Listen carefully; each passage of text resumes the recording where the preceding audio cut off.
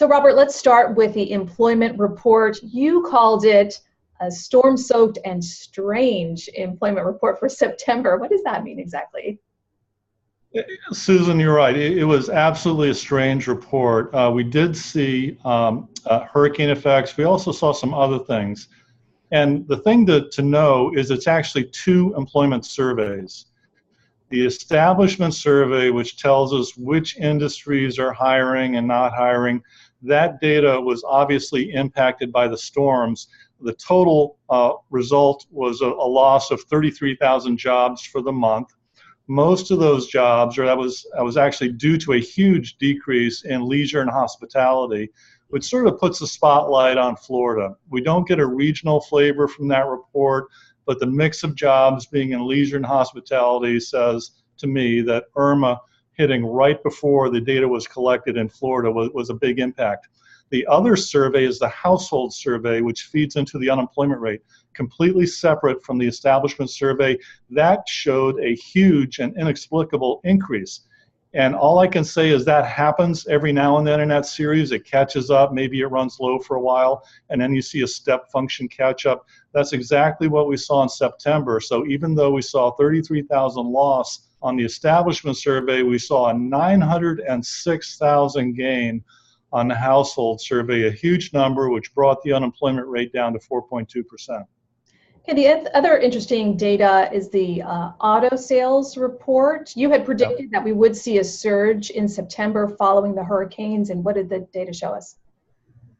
Yeah, that's right. We see hurricane impacted data there with the hundreds of thousands of cars, predominantly in South Texas, but also some in Florida as well, flooded out, ruined, had to be replaced. So we saw a surge in auto sales for September, up to an 18.6 million unit rate. We may see some bleed over into the October data, but this is completely not sustainable, and I do expect auto sales to revert back to their mid 16 million unit rate range fairly soon, if not below that, because we could be borrowing with this surge from forward sales data. Robert, you're also expecting inflation data this week. Any perspective you can give us in advance? Yeah, inflation data is important because it really helps the Federal Reserve shape policy, and monetary policy very active right now. So we're expecting to see a fairly hot consumer price index for September, a fairly hot producer price index.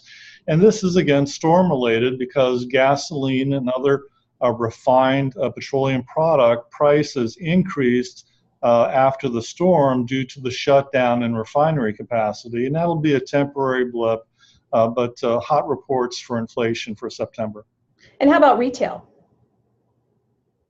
Yeah, another storm impacted data, getting back to vehicle sales, because the unit auto sales, which we talked about, are obviously highly correlated with the dollar amount of retail sales for autos.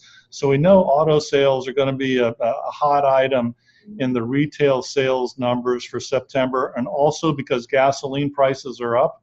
These are nominal dollar sales, so gasoline service station sales are also going to be pretty hot. So we'll get a very strong reading, a temporary strong reading from retail sales for the month as well. Okay, we'll look forward to seeing what those numbers are. If you would like to subscribe to Robert's reports, just go to comerica.com/economics. Thank you, Robert. Thank you, Susan.